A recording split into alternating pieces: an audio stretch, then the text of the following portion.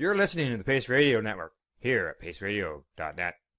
The views expressed by the individuals during this broadcast are their own opinions, and they may not be the same as those of their group or other organizations they may be involved with.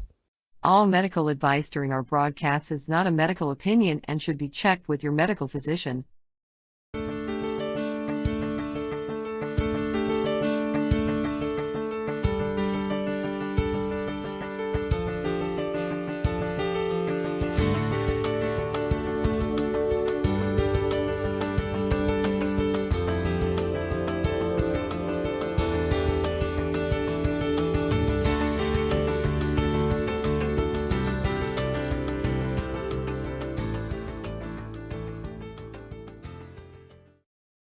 Hello, everyone, and welcome to V.A.C. Roundtable number 68.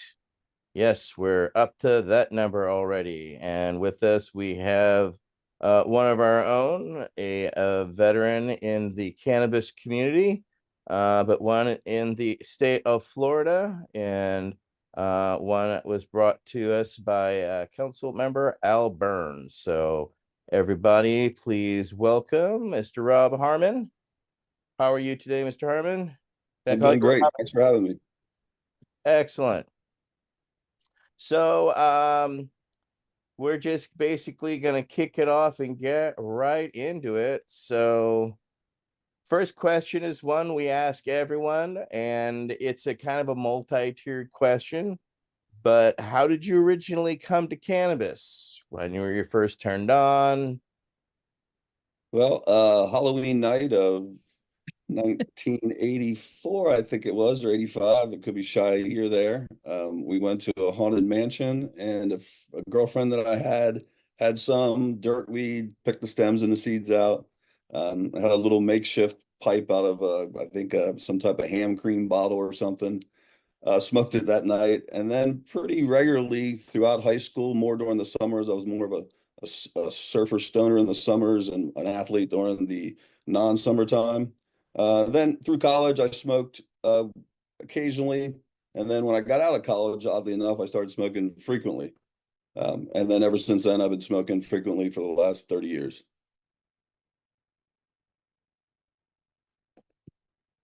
Thank you for that. Next, we will go up to Councilmember Wade Laughter. Councilmember? First of all, Rob, thanks for joining us. In reading your bio, I was quite impressed at your desire and ability to help other veterans. And that's a pretty interesting life choice. Would you be willing to describe or talk to us about what drove you to make that choice, to literally give away the work that you're doing? It was a beautiful thing, and I'd love to hear about it. Thank you. Sure. Strictly, it was out of need. I own a medical marijuana doctor's office. We've been writing recommendations for 5 years. And over the first 2 or 2.5 years being open, I'd speaking to hundreds or thousands of veterans who wanted the opportunity to try for some different type of relief instead of the medicines they were getting from the VA and the typical big pharma.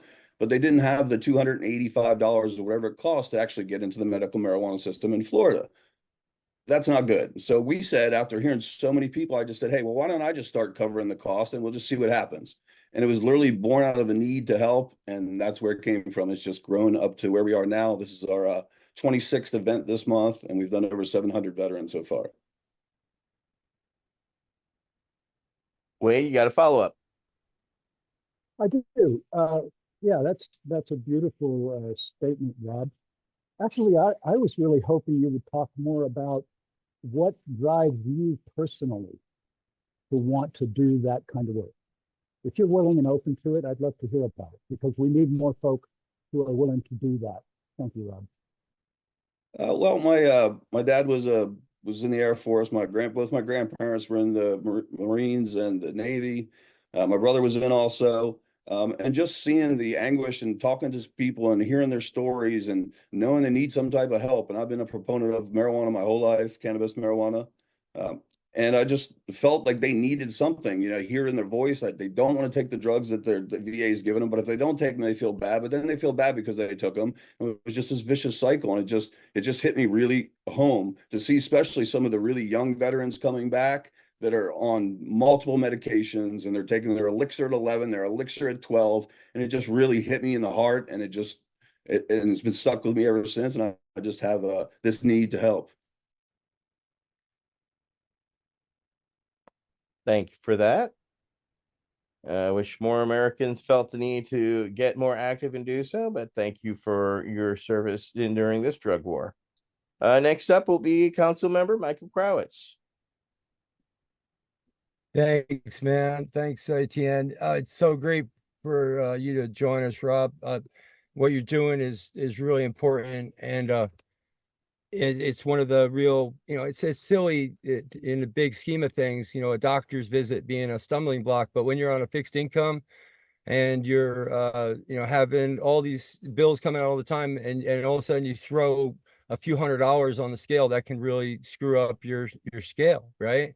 So, but anyway, the question I had, we've seen in other places, especially years ago, one of our founders and mentors, Dr. Todd McArea, faced a lot of backlash when he wrote recommendations. He was an expert, he was a specialist, and as specialists are, often other doctors will refer, right? So he had all these patients coming to him. Well, evidently that was sort of a red flag at the medical board, and it kicked up a whole bunch of fury of trouble for him. So the question is, have the doctors, by having one doctor write a lot of recommendations for vets, well, first of all, is it a large number? Does it seem like a large number to compare to other doctors just in the system? And if so, has there been any pushback from medical board, the opponents to cannabis, police, anybody like that? Well, there's right around 800,000 licensed patients right now. We've done just over 7,000. So we've done about 1% of them, but I have one location with one store and one doctor. And we haven't had much at all. When we first opened up 5 years ago, a lot of my advertising was really blatant smoke weed type of advertising. I'd put signs out in advertising that said smoke weed legally, come see the doctor. So that drew a little bit of attention to the authorities. And I did have an undercover come in, went through the whole process, sent his new patient docs in with all his medical history, came in, went through the process, and he was in the interview. He said to the doctor, "No, I don't got nothing wrong with me. I'm just here to get high."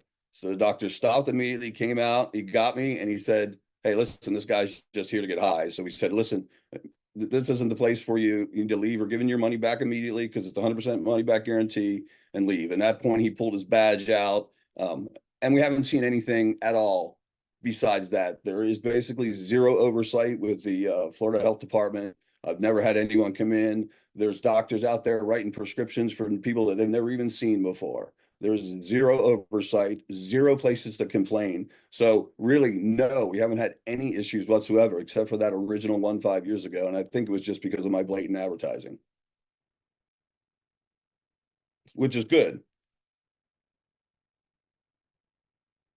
Well, there's always going to be someone, and, given how crazy Florida can be, I guess you can count your blessings that it was only limited to that situation. But I can, that they're going to test you definitely to see what you're capable of, or if you're for real or not, right?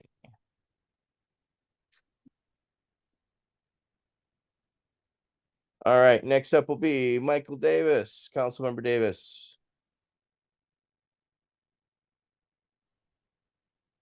Yeah, hey Rob, thanks for joining us, man. I'm one of those veterans you're talking about, man, with the pills and everything else. So I had to, do the cannabis thing, and ever since then it's changed my life. So it's good what you're doing down there, man, and you got to keep it up. My question is your offer to veterans for a one and done, or can they get help from you every time that they need a new card? Well, unfortunately, it is a one and done now. We do pay for their original state fee, which is $77.75, which pays for their actual card itself. That's an annual fee. I cover that. And then their doctor's visit, typical doctor's visit in Florida is around $200. So I cover that also. Now in the state of Florida, every 7 months, you have to come back and get a renewal of your prescription. At that point, future plans is to be able to cover those for those veterans. But right now, budget wise, I just can't do it. We're not doing renewals at the time because the new patient is the highest entry level cost wise into the market. So that's why we've kind of targeting that area there. But we plan to do renewals based on how much money I can raise. But so to answer your question is no, it is one and done, but they have at least 7 months of free time. Thank you for that. Next up will be Council Member Peggy Jones. Peggy. Good evening, Rob. Thank you so very much for joining us. My question is, do you feel homegrown will be therapeutic for veterans' mental health? Absolutely. I'm a huge proponent of it. We had a small ballot or measure trying to get it on the ballot here. It went nowhere. I don't know if you guys heard about it. I was like 25% of the actual total money that was put in. It was only like $4,000. So it didn't really go anywhere. But yes, I think it will. I have experience growing and it does great for me. It's cathartic. I can kind of forget about everything in my life and sit there and I'm in control of all of it. And there's all the exterior stuff around me is gone. So I think that it could really, really help tremendously. Thank you for that. Next up would be Council Member Mary. Oh, pardon me. Wade has a follow-up before I get to the next one. Council Member Laughter. Yeah, Rob, I share your enthusiasm, my point of view about the importance of the opportunity for home grow. Do you have, sorry, this is a question, I know it's not on our list, but do you have any sense at all of what's the possibility that Florida would approve home grow for medical users? Any sense of that at all? Well, it will not 100% be on the 2024 ballot. So if possible, the earliest soonest would be on the 2026 ballot. And the way it takes time to implement stuff would be 2027 maybe. So we're a long way out. We're, not political. We're just a red state. I'm not being political, but we're a red state. So that's why we're so far behind, unfortunately. And unfortunately, you also don't have the initiative process to necessarily take things forward. That's more of a west of the Mississippi type of politic, whereas some states on the East Coast do allow, but then the legislatures can amend that. Unfortunately, Florida is not one of those states.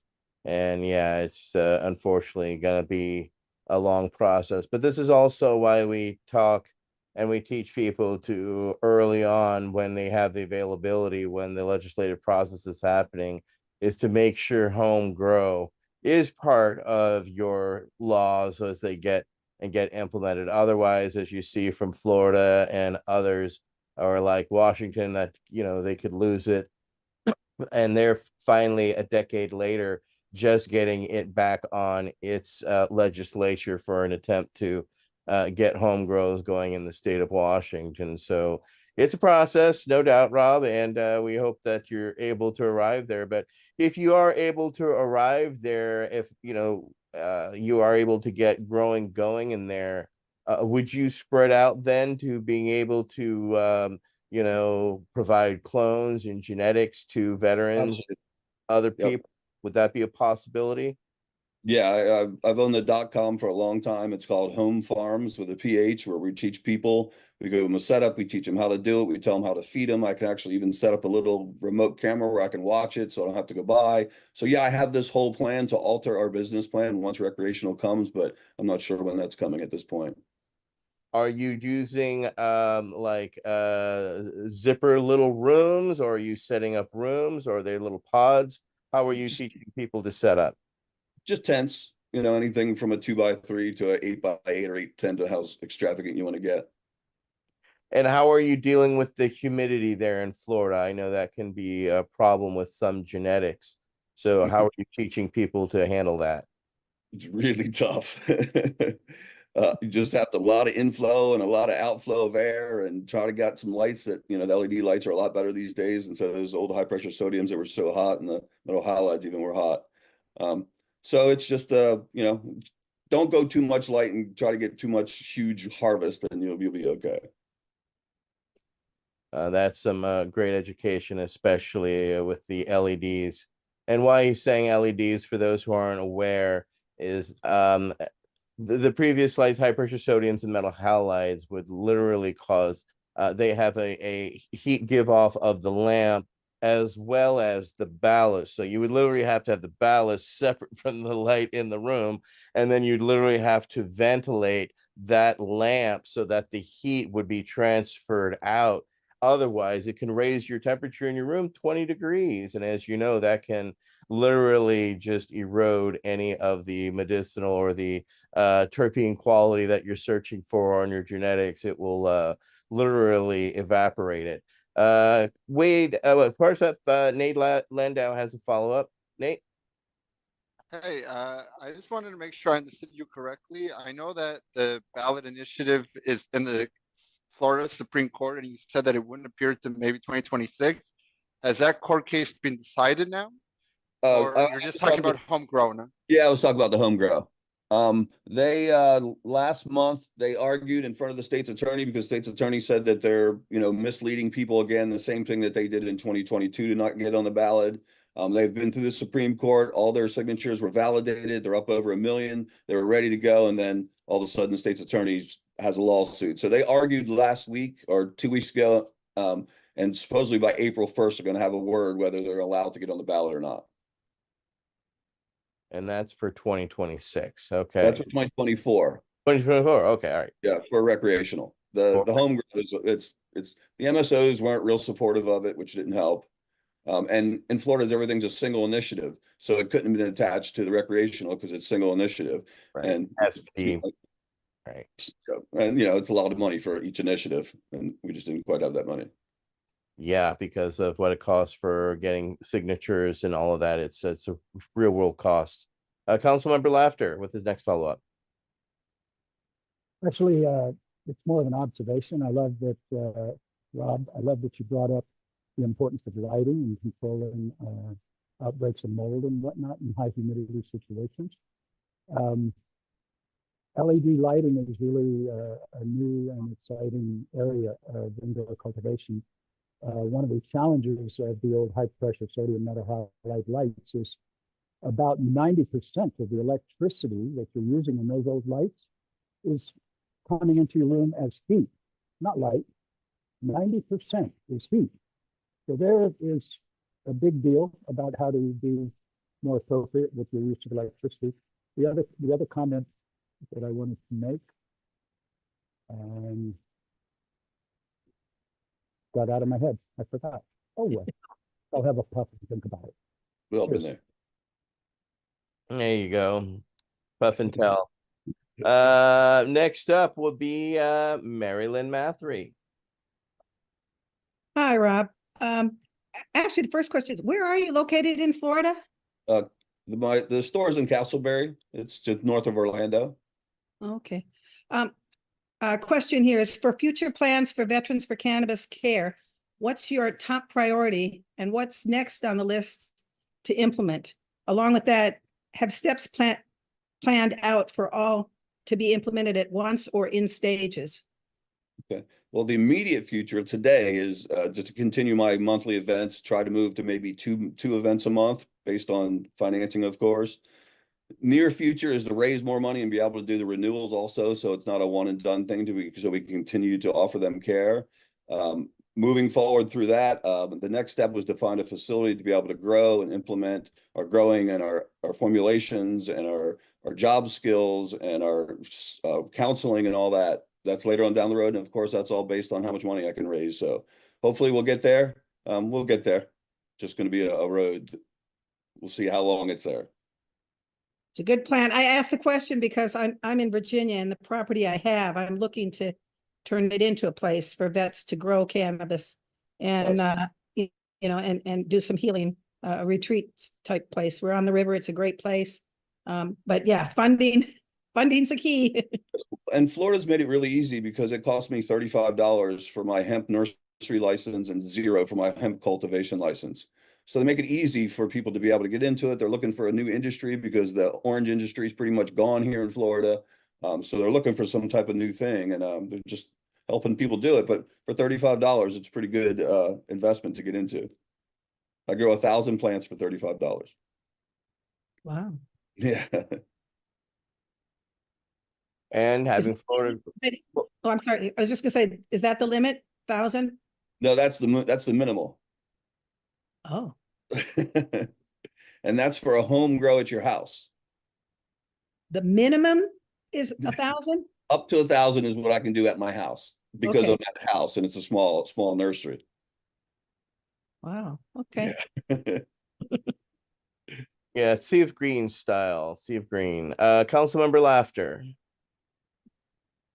So, Rob, this is a fascinating conversation. Am I to understand that under law in Florida, you can have up to 1,000 plants, and they have to be indoors? Is that what I understand? And they have to, at least some portion at some point in their life cycle, test as hemp as versus having too much THC.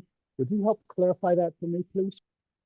Sure. So yeah, the hemp license, I could go up to 1,000 plants at my house. There was no prerequisites. The Department of Agriculture came out to my house, looked at the location. There is no rules on indoor or outdoor. It just has to be secured. So as outdoor, there just has to be a fence around it. Indoor, there is no quality control, no anything. So they make it pretty easy for it. And then the last part of the question was, I'm sorry, what was the last part of the question again? Well, I guess really what I want to know is how often are they testing for cannabinoid content? Right. Well, Yeah. Well, hemp 2 quickly weeks, 2 weeks to- before you're supposed to harvest, they come out and they take a sample. So they And take then one sample from your 1,000 plants. You get to I, pick I, the one. How does I that haven't work? I haven't been to 1,000 plant harvest or any harvest at all at that point, so I'm not totally sure. I don't know if they do it like the cannabis they will, and they take 10%. I'm not sure exactly how they do it. And then you get 5 times that you can fail if your THC level or your Delta 9 level is too high. You get 5 chances to, get out of jail free card, I guess you should say, before they either suspend your license or take it away. I'm not sure really what the penalties are for it, but you have up to 5 oopses. I'm really stunned at the openness of this regulation. Thank you, Rob. There's some You're welcome. hope. Yes. Councilmember Landau, you're next. So this is only for hemp. From my understanding, if you wanted to do this for what we call cannabis plant, it's a lot more complicated to get a growing license. Yeah, there's currently only 22 vertical licenses in the state. And one sold recently for $50 million. So it's a very small entry, and they just had an application process in April where they're giving out, I think, 30 more licenses, and we should see the next few coming out recently, but they haven't given out any licenses in 5 years. So it's a really tough market. Is it going to be the current people, are they going to benefit from the adult use, or will it be opened up for others? There are people that currently have the licenses are going to be automatically grandfathered in, which I'm not sure why they think they're able to do that, but they are. They lobbied to make sure that it was that way, basically. Money. Usually how that works, unfortunately, which is, again, why we teach people to be diligent and keep an eye on your legislatures, because they will circumvent the will of the people if they have the opportunity to. We've seen it on other issues, and they definitely will on cannabis. We're seeing it currently happening in Ohio as we speak. Councilmember Jones with the next question. Do you have any plans to expand to other states to help veterans get their medical cards? Or are you specifically focused where you live and your I'm specifically focused here now. I wouldn't be opposed to it, but it's all based on money. Everything could change with a nice big fat check. So I wouldn't be opposed to it at all. As much as I can do, as many people as I can help, that's really the goal. Peggy with a follow-up. And I know nonprofits, it's very difficult for you to get funding, especially for something like cannabis with the stigmatism it has based around it. Do you have any financial, do you do financial checks on veterans before they apply, or have any rules where? No, it's just, and there are people, probably veterans coming in that could afford it. I agree, but that's a whole nother process, and we don't like to judge. We have a no judgment zone once you walk through the front door, so it doesn't matter at that point. If we're going to help you, we're going to help you. There you go. All right. Any other questions for our guest tonight? Mary Lynn Mathry. I had the question and then it just went out of my head. Oh, shoot. I'll think of it in a little bit. I go there all the time. It happens to the best of us. Again, let's see. Any other follow-up questions at this time? Are you originally from Florida, Rob, or did you settle in Florida? I settled in Florida when I was in ninth grade. So in 81, I moved here. I was from Pennsylvania. So it was a parental choice. So that, wow, going from Pennsylvania to California isn't necessarily pardon me, to Florida isn't a bad, No. transition for, going from the snow to absolutely no iteration of snow whatsoever. I live in Ohio and it's snowing right now, and I agree. I'm not a cold person. Yeah, I can see why not. I'm from Louisiana, so I feel you. Councilmember Laughter with the next question. Yeah, Rob, not to change the subject on you a bit, but would you be willing to talk about your time in service and how it sounded like you might have started consuming cannabis before you entered the military? How did it work for you being in the military? Were you there during the time of drug testing, et cetera, Val? We're all veterans here, so tell us about your story, my brother. Thank you. Well, I'm not a veteran. I just help veterans. So maybe there's some confusion. I'm not a veteran. His family. Just family, yes. Yep, his Well, family. You certainly seem to come across as a veteran in your concern for those of us who have served. Everyone says that. Everyone thinks I'm a veteran. Well, there you go. See, it doesn't mean you have to serve to help out veterans. There you go. As well as, we all find our peace and our place in different places. And some of us find service in our country by raising our right hand. Others find service to their country. And exactly what Mr. Harmon is doing is helping out those less fortunate and making their lives a little brighter while he can with what he can. So Yeah, and all. that's a real nice, thanks for your service. It's one that means something when you say thanks for your service. So Yeah, we well, appreciate that. we typically say now, thanks for your sacrifice, because one of our Veterans Day, a veteran came in and said, hey, you get service at a restaurant. I sacrificed. So now we always say, thank you for your sacrifice. So. Oh, thank you very much. That's what we do. Councilmember Mathry, were you able to recall your question? No. Any other further questions for our wonderful guest here tonight? All right. Well, seeing no others, I will thank Mr. Harmon for coming out tonight and sharing about what he is doing in Florida. Do you have anything we want to let people know how to get hold of you, how to get in touch with you? Is there anything, any events that you've got come up that you would like to promote? Yes, we do have an event on the 30th. It's a Tuesday. I think I have 3 or 4 spots left. They always fill up really quick. So if you want to call 800-803-8525, they'll take you through the whole process, get you on the schedule, and get you ready to come in on the 30th And the 30th of January. And they're always the last Tuesday of every month. There you go, the last Tuesday of every month. So that will be happening throughout 2024, Mr. Harmon. Yep. And I want to thank our sponsors, the Flowery and Preferred Gardens, this month that's sponsoring our event. They're also a veteran-owned company. Right on. And as the veteran-owned oldest dispensary in the United States, we salute you and appreciate what you do as well.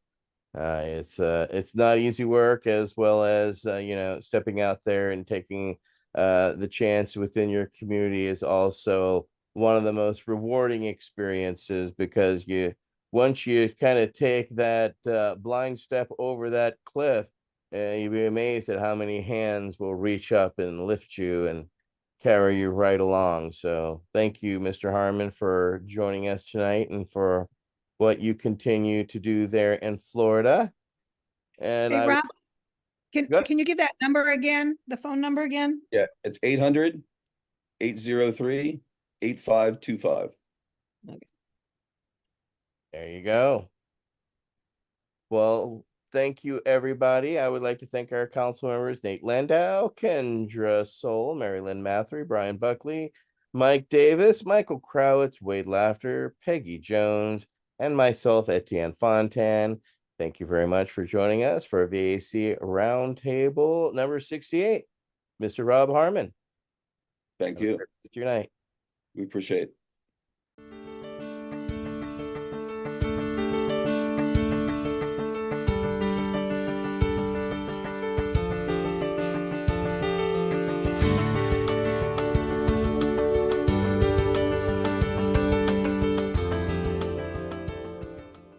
You're listening to the Pace Radio Network here at paceradio.net.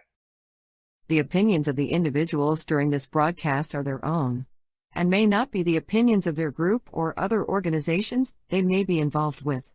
All medical advice during our broadcast is not a medical opinion and should be checked with your medical physician. When you have a pain that's reached its peak, Legacy for 20, it's so unique. If organic cannabis is what you seek, here's your trusted partners 7 days a week. Suppository salves, vapes and drops, topicals, edibles, infused pop. Just when life seems like it ain't easy, at Legacy 420, enjoy a pop freezy. Lab tested products, make them the GOAT. Legacy 420 out on your road. Legacy 420 in Tyndonega Mohawk territory. Indigenous organic cannabis at its finest. Enjoy the buzz of legalization with Campbellford Lifestyle Shop. From lights to plant nutrients, books, consumption accessories, and more, we've got all your basics to grow or consume cannabis. Visit our info center or take a look at our piercing services and body jewelry, now available in-store through Campbellford Lifestyle Shop, 17 Bridge Street West, Campbellford. Limestone City Hydroponics is Kingston, Ontario's hydroponics shop. Take your growing to the next level and create the optimal environment with a tent kit, or maximize your yield with an ebb and flow flood table kit. Either way, Limestone City Hydroponics has more sizes and options to fit your needs. Are you looking for the power of the sun that adapts to your budget? Then look no further, as they have professional grow lighting. They have indoor grow systems that are easy and cost effective, with many options to fit your living space and lifestyle. Cultivate your growing potential. We have everything you need to succeed. And if you can't make it to the store, they offer local delivery to the greater Kingston area. Remember, when you're looking for experts to help you grow, then look no further than the locally owned Limestone City Hydroponics, 105 Sunderland Drive in Kingston, Ontario. Call them at 613-548-0420. We are people advocating cannabis education here at paceradio.net.